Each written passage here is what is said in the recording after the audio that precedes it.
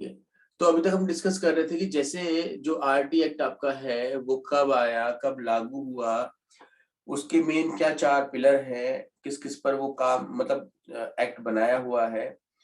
एक historical background discuss किया हमने उसका कि क्यों जरूरत क्यों पड़ी हमको वो एक्ट निकालने की, मतलब ऐसा कानून बनाने की जरूरत क्यों पड़ रही है कि हम बच्चों को बुला बुला के फ्री पढ़ा रहे हैं। भाई एजुकेशन लेने के लिए तो हर बच्चा, जैसे आप लोग देखिए, आप जिस सोसाइटी में रहते हैं वहां पर बच्चा 4 साल का होते ही आप उसको स्कूल में भेजते हैं, उसके लिए डोनेशन फीस अरेंज करते हैं, इतना महंगा महंगा आपका जो एक्सपेंसेस होते हैं वो देखे होंगे आपने। तो सरकार ऐसा क्यों कर रही है कि बच्चों को पकड़ पकड़ करके स्कूल में आए, ऐसा एक्ट बना दे रही है कि पेरेंट्स के पीछे पड़ जा रही है कि तुमको भेजना ही है, या फिर स्कूल जो सोसाइटी है या फिर जो कहें कि एक प्रकार से जो स्टेट है उसके पीछे पड़ जा रही है कि तुमने अरेंजमेंट करना ही करना है। ऐसा इतना क्यों परेशान हो रही है गवर्नमेंट कि जिसके बच्चे हैं वो खुद नहीं पढ़ा सकते अपने बच्चों को, है ना। तो अब क्योंकि हम जिस सोसाइटी का हिस्सा है वो इंडिया की लेसर तो नहीं कहेंगे हम, बट एक छोटा ही हिस्सा है, क्योंकि बहुत बड़ा हिस्सा हमारे देश का आज भी है जो अपने 2 टाइम की रोजी रोटी के लिए लड़ रहा है। तो उनके लिए प्राथमिकता क्या होती है, आप लोग थ्योरी पढ़े रहते हैं, नीड हायरार्की थ्योरी आपने पढ़ी होती है, तो उनकी फिजियोलॉजिकल नीड ही पूरी नहीं हो पाती, वो कहाँ एजुकेशन के बारे में सोचेंगे बच्चों की ना। तो ये रीजन है, तो इसीलिए गवर्नमेंट ने बोला यार तुम अपने बच्चों को भेज दो, हम फ्री पढ़ा देंगे, कोई टेंशन नहीं है, हम उनको मिड डे मील भी खिला देंगे, खाना भी हम खिला देंगे उनको, चलो उससे बढ़ करके हम उनको स्कॉलरशिप भी दे देंगे। अब बताओ क्यों पढ़ाना चाह रही गवर्नमेंट, क्या मिलेगा गवर्नमेंट को पढ़ा करके बच्चों को, बताओ बोलिए। सर एजुकेशन रेट बढ़ेगा। क्या फायदा होगा एजुकेशन रेट बढ़ेगा। उसके अलावा, उसके अलावा बताओ, आपको एक बात बताऊं, इंडियन गवर्नमेंट जो होती है जनरली, ठीक है, जो सिर्फ अपने वोट के लिए मैदान में आते हैं सिर्फ हमेशा, वो कभी नहीं चाहेंगे कि जो यूथ है, जो मास है, वो पढ़ लिख जाए और उसकी जो थिंकिंग है वो लॉजिकल हो जाए। वो चाहेंगे जितना कम पढ़ा लिखा होगा उतना हमारे साथ बन के रहेगा। आपने देखा कभी नेताओं के साथ किसी बहुत पढ़े लिखे आदमी को पीछे लगे हुए, नहीं देखा होगा ना आपने, वो अपनी जॉब के पीछे भागता है। कौन लोग भागते हैं, जो यस कम सर। पढ़े लिखे रह गए होते हैं वो भागते हैं उनके पीछे। यस और नो? Yes sir. हाँ, लेकिन लेकिन गवर्नमेंट का एक विजन रहता है, और ये विजन गवर्नमेंट का नहीं है, ये विजन बहुत पुराना है, ये वर्ल्ड लेवल का विजन है। जब आपकी बहुत भयानक एक प्रकार से कहे कि मंदी आई हुई थी वर्ल्ड में, उस समय नोटिस किया गया कि सिर्फ प्रोडक्शन करने से या अर्निंग करने से ही सोसाइटी या कंट्री की फाइनेंशियल ग्रोथ नहीं होती है। अगर आपको पता हो कि आप जो भी एक्सपेंसेस कर रहे हैं वो इसेंशियल है या आप सिर्फ 100 के तौर पर कर रहे हैं, तो आप अपने बजट में से काफी कुछ कटौती कर लेते हैं, जैसा कि आपने कोरोना टाइम पे देखा होगा बहुत ज्यादा। तो जो बच्चे या जो लोग अवेयर होंगे, जो भी हमारे नागरिक सिटीजन अवेयर होंगे, वो कंट्री की फाइनेंशियल ग्रोथ में या किसी भी तरह की ग्रोथ में कहीं ना कहीं हेल्प करेंगे जरूर। ठीक है, और ये तभी हो सकता है जब एजुकेशन जो है वो प्रॉपरली सब तक पहुंचे, क्योंकि गवर्नमेंट जितने बिल लेकर के आती है, जो भी बेनिफिट्स लेकर के आती है, वो तभी जान पाएगा बच्चा या कोई भी आदमी जब वो पढ़ा लिखा होगा, वरना वो नहीं जान पाएगा। वरना वो पुरानी मूवी की तरह हो जाएगा कि ये डाकिया डाक लेकर के आया है, और जो जिसकी डाक आई है वो डाकिया से ही बोल रहा है भाई तू पढ़ के सुना दे लिखा क्या है। देखा होगा ना आपने पुरानी मूवीज में ऐसा। ठीक है, सर इसमें भी गवर्नमेंट का क्या फायदा है? है गवर्नमेंट इसमें का। भी गवर्नमेंट का क्या? हाँ बता रहा हूँ ना, गवर्नमेंट का यही फायदा है मैम कि गवर्नमेंट खुद चाहती है कि लोग अवेयर रहें, अवेयर रहें। अवेयर होने से क्या होगा कि हर कोई आदमी, अब खुद देखो, आप एक छोटा सा मैं आपको एग्जांपल देता हूँ, एक फैमिली का एग्जांपल ले लेते हैं हम, ठीक है ना। तो एक फैमिली है आपकी 4 लोगों की। अब सोचिए इन 4 में से सिर्फ एक जना कमा रहा है, क्योंकि ये कैपेबल है, इसमें पोटेंशियल है, ये पढ़ा लिखा है, बाकी लोग नहीं कमा रहे हैं। तो इसकी जो इनकम है वो क्या होगी, डिस्ट्रीब्यूट हो जाएगी ना इन सब में। बोलिए हाँ या ना। Yes sir. लेकिन अगर 4 की फैमिली में आप ये देखिए कि इसमें पोटेंशियल ये भी कमा रहा है, इसमें है ये भी कमा रहा है, इसमें ये भी कमा रहा है, इसमें ये भी कमा रहा है, बात समझ में आ रही है? भले ही थोड़ा थोड़ा थोड़ा कमा रहे हैं, बट यहां पर ये 3 के 3 डिपेंडेंट हो गए थे इस पर, इसके लिए लायबिलिटी बन गए थे और इसकी जितनी इनकम थी सब खर्च हो जा रही थी, कुछ नहीं बच रहा था। यहाँ पर 4 के 4 इनकम कर रहे हैं और सब इंडिपेंडेंट है। इससे एक बेनिफिट ये होता है कि जब हम इंडिपेंडेंट होते हैं तो हमारे में हम में क्या होता है, कॉन्फिडेंस होता है, और जब हम इंडिपेंडेंट नहीं तो हमारे में कॉन्फिडेंस नहीं होता है। और जब कॉन्फिडेंस नहीं होता है तो कोई भी इंसान आपसे कोई भी काम इजीली करवा सकता है, क्योंकि आप कंप्लीटली क्या है, डिपेंडेंट है। बात समझ में आ रही है? Yes sir. और अगर ऐसी सिचुएशन होती है तो आपने देखा होगा कि ये जो 3 लोग हैं ना जो डिपेंडेंट हैं, इनमें डिसीजन मेकिंग पावर नहीं होगी, होगी क्या बताओ? No sir. बिल्कुल नहीं होगी। मतलब समझ सकते होंगे चाहे जो भी होंगे, हालांकि पढ़े लिखे नहीं तो हम मानेंगे नहीं समझ सकते, बट फिर भी डिपेंडेंट है तो इनके ऊपर इनके पास क्या है, डिसीजन मेकिंग पावर नहीं है। इट मीन्स कंट्रोल क्या है, बहुत कम लोगों के हाथ में चला जा रहा है, और गवर्नमेंट कभी नहीं चाहेगी कि कंट्रोल ऐसा जाए, वो चाहेगी कि ऑलमोस्ट क्या हो, सब इंडिपेंडेंट हो। समझ में आ रहा है? ये सोसाइटी वेलफेयर की बात कर रहे हैं हम, क्योंकि एजुकेशन जो है वो सिर्फ एक कंट्री का मसला नहीं है, एक कंट्री का सब्जेक्ट नहीं है, ये आपका ग्लोबल सब्जेक्ट है। आप जानते हैं ना इस बात को? आपने नाम सुना होगा, यूनिसेफ है, यूनेस्को है, ये कितने प्रोग्राम चलाते रहते हैं बच्चों की एजुकेशन को लेकर के, कितने एनजीओस को ये ग्रांट प्रोवाइड करवाते हैं बच्चों की एजुकेशन को लेकर के, अवेयरनेस प्रोग्राम चलाते हैं, देखा है आपने? लो, यस सर। तो कोई कंट्री ये नहीं चाहेगी कि मेरी एजुकेशनल जो सिचुएशन है या फिर कहें कि स्टेटस है वो इतना गिर जाए कि ग्लोबली मेरा थोड़ा सा डाउन हो जाए मामला। ठीक, अब आप देखिएगा ना जो इंडेक्स है उसमें हमारा स्थान कौन सा है, बहुत पीछे रह जा रहा है ना, तो वो ना रहे इसके लिए गवर्नमेंट ऐसा करती है। इसीलिए साक्षर अभियान चलाए जाते हैं। साक्षर का मतलब जानते हैं आप लोग? Hello, yes sir. एक बिल्कुल सर। डिफरेंस होता है, साक्षर एक वर्ड होता है और एक वर्ड होता है आपका शिक्षित। साक्षर और शिक्षित बहुत अलग अलग है। इट मीन्स अंग्रेजी में बोलेंगे तो इसका हम literate, and this is educate. Literate वो जो अक्षर ज्ञान जिसको हो, जो लिखे हुए को पढ़ सके। पढ़ना अलग चीज है, उसको समझना, और समझने के बाद उसका विश्लेषण करना, और विश्लेषण करने के बाद फिर अपने डिसीजन लेना, ये बहुत आगे की बातें हैं। ठीक है, समझ में आ रहा है? तो ये काम यस कौन सर। कर पाएगा? ये शिक्षित कर पाएगा। तो आज भी हमारी कंट्री में शिक्षित लोग तो बहुत कम है, साक्षर बहुत ज्यादा हो गए। तो गवर्नमेंट से साक्षर करती जा रही है लोगों को, ताकि उनका जो स्टेटस है वो थोड़ा सा बढ़ जाए।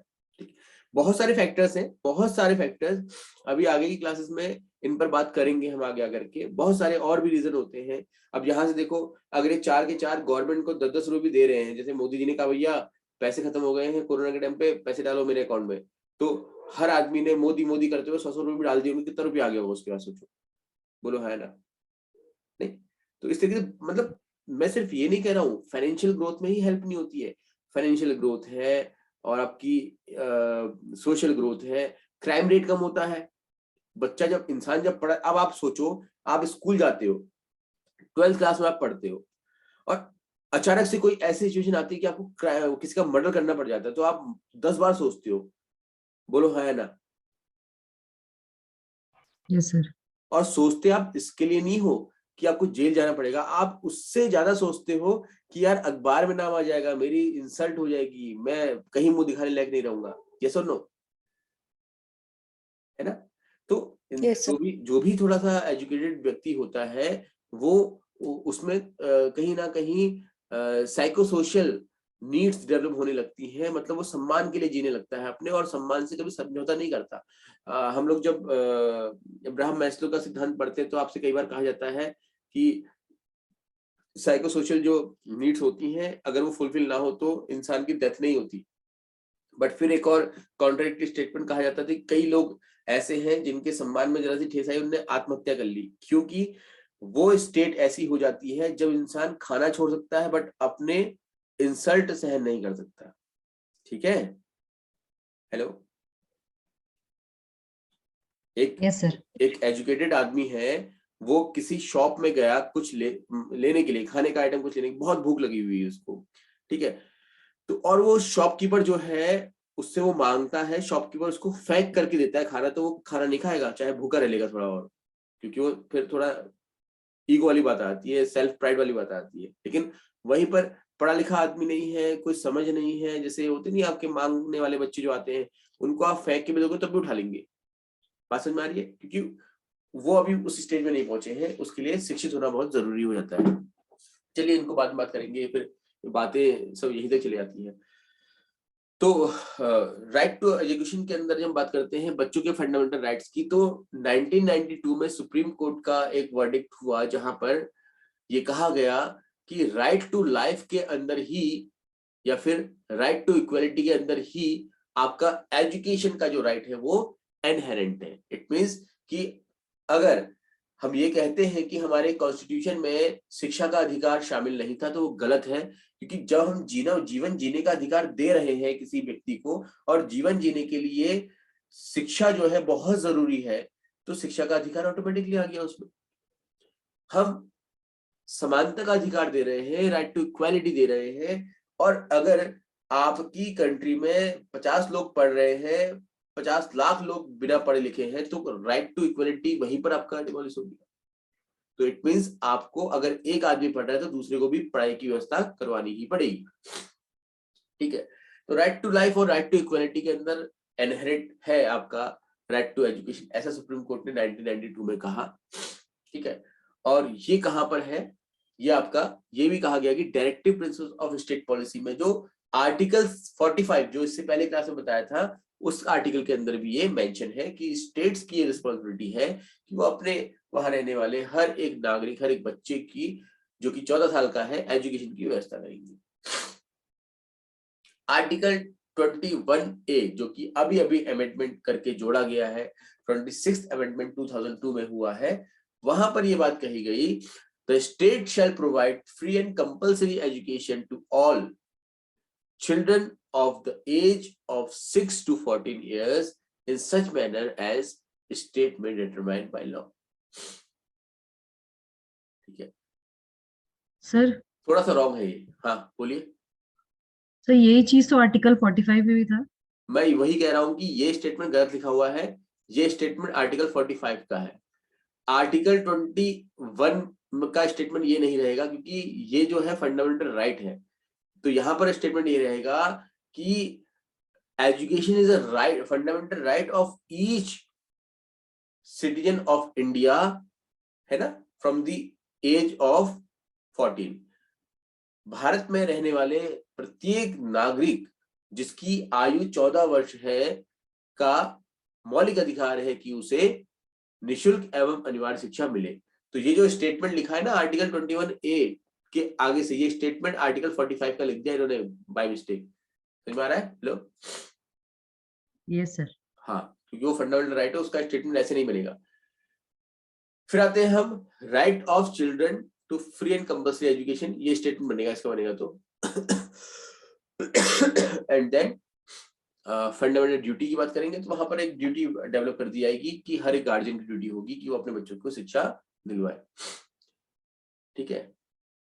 और ये बताया जा रहा है आपको यहाँ पर लास्ट सेक्शन में कि ये जो RT एक्ट है वो कब एनफोर्स्ड हुआ था, 1 अप्रैल 2010 को। ये डेट तो आप लोगों को वैसे भी याद हो गई, मैंने 2-3 बार वैसे ही बोल दी। अच्छा मुझे बताइएगा कि स्क्रीन चेंज हो रही नहीं हो रही करके।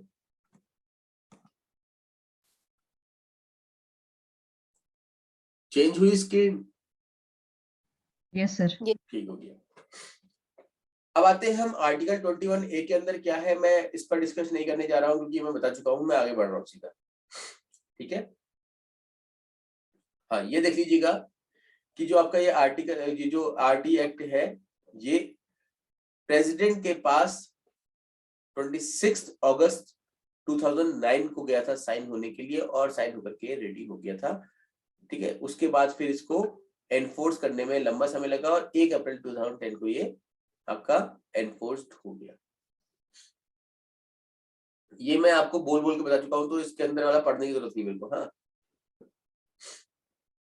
आप देखिए राइट ऑफ चिल्ड्रन, बच्चे को क्या क्या अधिकार दिए गए हैं। सबसे पहला आप देख सकते हैं ये कि क्या राइट है, to free and compulsory admission, attendance and completion of EE. अच्छा, यहाँ पर ईई का फुल फॉर्म क्या होगा बताओ?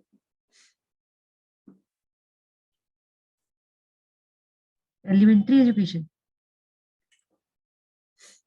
है Elementary. हाँ,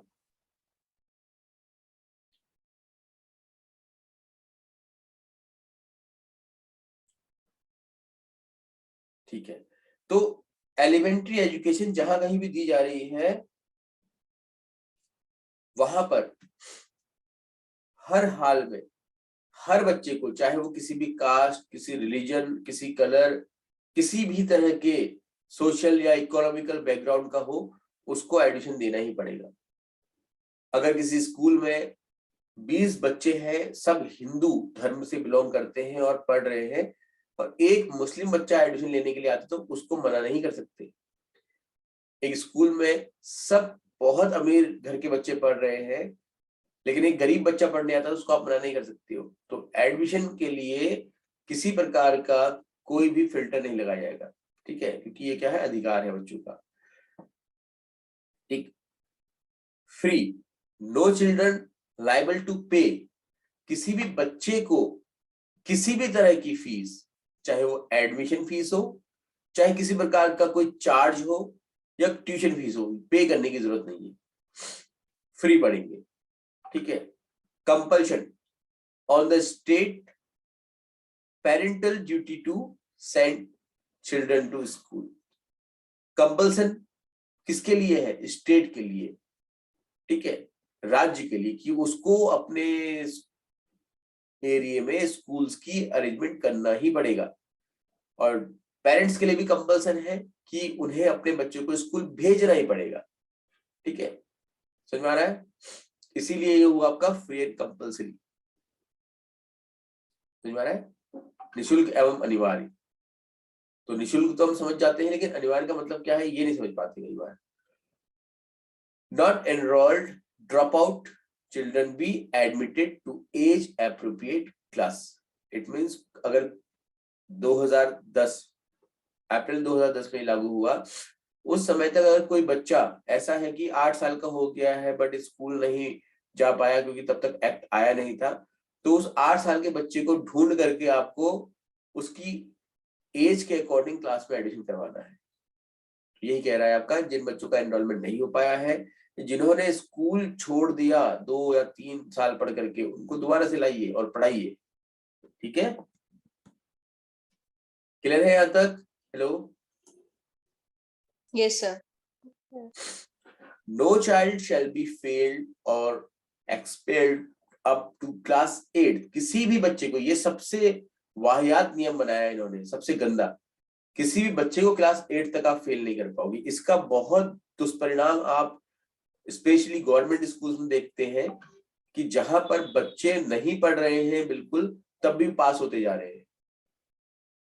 समझ आ रहा है? क्योंकि वहां पर जब बच्चा फेल ही नहीं होने वाला है किसी भी स्थिति में, तो टीचर उसको पढ़ाए या ना पढ़ाए, पास तो हो ही रहा है वो। पेरेंट्स भी ध्यान नहीं दे रहे, उनको पता है कि भैया क्लास 2 से क्लास 3 में चले जाएगा बच्चा, तो बच्चे की जो एजुकेशनल ग्रोथ है वो खत्म हो जा रही है धीरे धीरे। बार कॉर्पोरल पनिशमेंट, मेंटल हैरेसमेंट। अगर आप किसी बच्चे का मेंटल हैरेसमेंट करते हैं, अब मेंटल हैरेसमेंट को डिफाइन ही नहीं कर रहे लोग, क्या मतलब मेंटल। अब तुम किसी बच्चे से कहते हो बेटा कल होमवर्क नहीं करके आएगा तो मारूंगी, या कल होमवर्क नहीं करके आएगा तो मैं फिर तेरे को कोई एक पनिशमेंट दे दूंगी, और बच्चा बोलता है मेरा मेंटल हैरेसमेंट कर दिया, तो फिर टीचर को जेल। तो ये मेंटल हैरेसमेंट को डिफाइन नहीं कर पा रहे, वेल डिफाइंड होना चाहिए इसको। ठीक है, किसी भी तरह से देखो, किसी भी बच्चे का फिजिकल हैरेसमेंट तो पहले ही बैन था, यहां पर इन्हें मेंटल हैरेसमेंट भी बैन कर दिया। समझ में आ रहा है? आवाज आ रही है? Hello sir 1 minute, last point दिखा दीजिए। हाँ, लास्ट पॉइंट ये था मैम कि किसी भी बच्चे का मेंटल हैरेसमेंट जो है पनिशेबल है। अगर आप किसी बच्चे को मानसिक रूप से परेशान करते हैं तो आपको जेल हो सकती है, आपको पनिशमेंट मिलेगा। सर एक बार इससे पहले वाली स्लाइड दिखा दीजिए। इससे पहले वाली स्क्रीनशॉट कौन सी? ये तो खोल कौन सी वाली थी? ये वाली 21A वाली? एजुकेशन सर, हाँ जिसमें वो फ्लो चार्ट बना हुआ था, एजुकेशन ऑफ फंडामेंटल राइट। ये, ये सर, ये एक मिनट। हाँ कोई बात नहीं, आप इसका स्क्रीनशॉट ले लीजिए, तो रिकॉर्डिंग मिल जाएगी आपको ऐसे भी। ये सर, थैंक यू। ठीक है, ठीक है। तो ये उसका फ्लो चार्ट है जो भी हमने पढ़ा। Free and compulsory admission attendance, completion of elementary education, compulsion on government, duty of parent, removal of financial barrier, क्योंकि आपको किसी तरह की फीस जमा नहीं करनी है। अच्छा, special provision for children with disability. अब देखो ये अभी इस पर चर्चा नहीं करेंगे क्योंकि इसके लिए आपको RPWD एक्ट 2016 में पढ़ाऊंगा नेक्स्ट वीक, ठीक है। तब वहां पर आपको बताऊंगा कि 21 टाइप की डिसेबिलिटीज बता रखी कौन कौन सी है। उन डिसेबिलिटीज से ओवरकम करने के लिए, बच्चों को हेल्प करने के लिए क्या क्या हमको एड्स यूज करने हैं, क्लासरूम के अंदर क्या कर सकते हैं, ये सबको डिस्कशन करेंगे। ठीक, फिलहाल के लिए इसको भी डिस्कस नहीं करते। तो लर्निंग विद डिसेबिलिटी आप जानती हैं, तो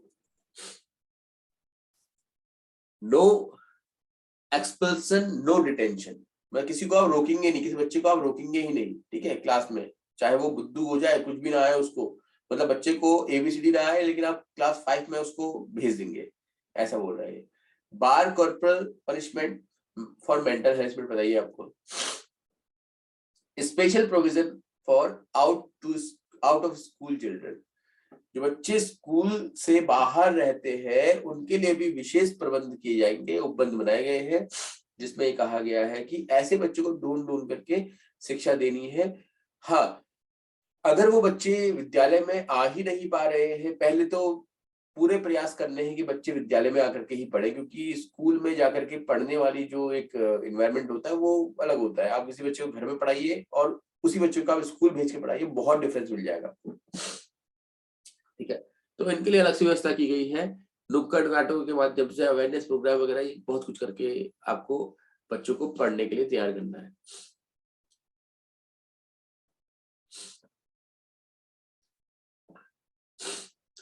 फिर है provisions for teacher, qualifications for appointment of teacher to be laid down by academic authority. अब ये एकेडमिक अथॉरिटी कौन है भाई? NCT है अभी तो हमारे केस में, बोलो हाँ ना। एकेडमिक रिस्पॉन्सिबिलिटीज, क्योंकि NCT तो डिसाइड करती है कि भाई टीचर बनने के लिए क्या करना है आपको करके, है ना, चाहे BEd हो, BTC हो, DED हो, कोई भी कोर्स आप कर रहे हो। Academic responsibilities of teacher laid down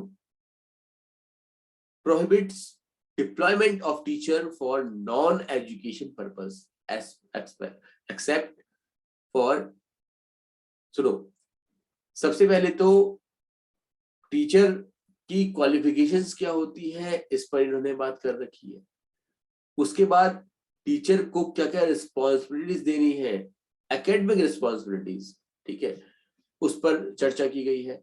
और साथ ही साथ ये बात भी कही गई है कि इंश्योर किया जाए कि टीचर्स को पढ़ाने के अलावा कोई काम नहीं दिया जाएगा सिवाय जनगणना के, डिजास्टर मैनेजमेंट में। अभी आपने देखा कोरोना एक डिजास्टर था आपका, तो टीचर्स या फिर सभी कर्मचारियों की ड्यूटी लगी थी, वैसे टीचर्स को भी ड्यूटी पे लगाया गया था उनकी हेल्प करने के लिए।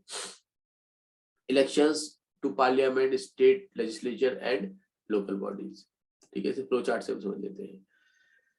तो टीचर बनना है आपको PRT क्लास 1 to 5, तो क्या चाहिए? सबसे पहले तो DED, डिप्लोमा इन एजुकेशन, या फिर बैचलर्स इन एलिमेंट्री एजुकेशन, जो कि 4 साल का होगा। ये सिर्फ NCT में होता है, अब तो और भी जगह होने लग गया है। पहले NCT के जो अपने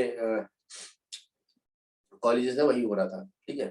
50% in class 12th with 2 year DED special education. इतना कुछ करने के बाद फिर आपको एक TET भी पास करना है। अब आप CTET कहिए, UTET कहिए, या फिर हरियाणा का HTET कहिए, जो स्टेट के उनके नाम से। ग्रेजुएशन विद 2 ईयर डीएलएड, ये अब 2 साल वालों के लिए है। 2 साल वालों को सॉरी 6 to 8th, जिसको हम उच्च प्राथमिक शिक्षा भी कहते हैं, इसे हम बोलेंगे प्राथमिक, इसे बोलेंगे उच्च प्राथमिक। इसके लिए क्या है, वही सब कुछ आप देख रहे हैं, नॉर्मल क्वालिफिकेशन वही है, और साथ में आपको टेट क्वालिफाई करना है। यहाँ पर टेट 1 हो जाएगा, है ना, और यहाँ पर आपका टेट 2 हो जाएगा। यहाँ पर तो मुझे लगता है कोई दिक्कत ही नहीं होगी ना, तो आप खुद टेट क्वालिफाई किए हुए हैं, तो आपको पता ही होगा कि उसमें कितनी बार फॉर्म भरने में आपको एलिजिबिलिटी देखने को पड़ती है कि मैं क्या हूँ, क्या क्या है करके, पॉइंट कौन सा आएगा, कोड नंबर 2 आएगा, 8 आएगा, 7 आएगा। तो ये मुझे लगता है कि चर्चा नहीं करनी है इसकी, है ना। फिर आते हैं हम, अब टीचर की जो एकेडमिक रिस्पॉन्सिबिलिटीज है वो देख लीजिए। आवाज आ रही है आप लोगों को? Hello, yes sir. Yes, sir. ये थोड़ा इंपॉर्टेंट पार्ट है, सभी कुछ इंपॉर्टेंट है वैसे तो। एकेडमिक रिस्पॉन्सिबिलिटीज क्या क्या? मेंटेन रेगुलरिटी एंड पंक्चुअलिटी, रोज स्कूल जाना है और समय पर। समय अगर 9 बजे का है तो 9 बजने में 5 मिनट में पहुंचना है, 9:05 में नहीं पहुंचना है। तो पंक्चुअल होना चाहिए टीचर को, रेगुलर होना चाहिए, छुट्टी वगैरह कम ले, इसीलिए 14 CL दी गई है। कंप्लीट प्रिस्क्राइब्ड करिकुलम इन स्पेसिफाइड टाइम, सत्र में, सेशन में जो आप करिकुलम पढ़ाने जा रहे हैं उसे टाइमली आप फिनिश करेंगे, कंप्लीट करेंगे। फिनिश वर्ड अच्छा नहीं है, कंप्लीट करेंगे, ठीक है। इसी के लिए फिर हम बनाते हैं क्या, एनुअल प्लान, फिर यूनिट प्लान, एंड देन आपका लेसन प्लान, जो कि आपके सिलेबस का पार्ट है। Assess learning ability of each child, supplement additional instructions. हर बच्चे की जो अधिगम योग्यताएं हैं, लर्निंग एबिलिटी है, उसका असेसमेंट करना, उसका आकलन करना, उसे समझना, और समझने के बाद सिर्फ समझना ही नहीं, अब आपको लग रहा है कि यार ये बच्चा मेरी बात समझ नहीं पा रहा, और आपको जानकारी मिली उससे बात करके, बच्चे से बात करके, कि इसको तो इंग्लिश आती ही नहीं है और मैं सब इंग्लिश में पढ़ा रही हूँ तब ये नहीं समझ पा रहा, तो आप कहेंगे उसको इंग्लिश सिखाएंगे, या फिर जो उसकी लैंग्वेज है उसी लैंग्वेज में उसको समझा देंगे। तो आपने क्या किया, आपने उसकी लर्निंग एबिलिटी को जाना और प्रॉब्लम को डायग्नोस किया, और उस प्रॉब्लम को सॉल्व करते हुए आपने सप्लीमेंट्री टीचिंग कर दी। समझ आ रहा है? हेलो, तो टीचर ने ये कुछ करना है, ठीक है। बच्चों के साथ मैक्सिमम इंटरेक्शन करना है, बच्चों की प्रॉब्लम्स को शॉर्ट आउट करना है, उनकी लर्निंग एबिलिटी के अकॉर्डिंग उनको आगे बढ़ने के लिए क्या क्या मौके मिल सकते हैं उन पर थोड़ा सा बच्चों को अवेयर करना है। Hold regular meeting with parent, parents के साथ लगभग नियमित मीटिंग्स होनी चाहिए, ताकि पेरेंट्स से आप जान सके कि बच्चा घर पे कैसा कर रहा है, और कोई बच्चा अगर स्कूल में परफॉर्मेंस अच्छा नहीं कर रहा है तो आप पेरेंट्स से बात करें। आपको लग रहा है कि बच्चा पढ़ नहीं रहा, रोज आ नहीं रहा, फिर आपने पेरेंट्स से बात की तो पेरेंट्स ने बताया तो उसको तो निमोनिया हो गया था, उसको तो टाइफाइड हो गया था, उसको डेंगू हो गया था, इसलिए नहीं आ पाया, और आप सोच रहे थे कि बच्चा घूम रहा है, ठीक है। तो इस तरीके से आप जब पेरेंट्स से बात करेंगे तो बच्चे की जो प्रॉब्लम्स है वो पता चलेंगी, और आप भी पेरेंट्स को सजेशन देंगे घर पर तुमने क्या क्या करना है ताकि तुम्हारा बच्चा अच्छा पढ़ सके, तो आप भी अवेयर करेंगे पेरेंट्स को। तो ये एकेडमिक रिस्पॉन्सिबिलिटीज थी। Prohibits private tuitions. Private tuitions बिल्कुल प्रतिबंधित है, पढ़ाने की जी ट्यूशन आपने प्राइवेट में, ठीक है, समझ रहे हैं आप लोग। तो सरकारी बन जाओगे तो प्राइवेट पढ़ाना छोड़ देना ट्यूशन वगैरह,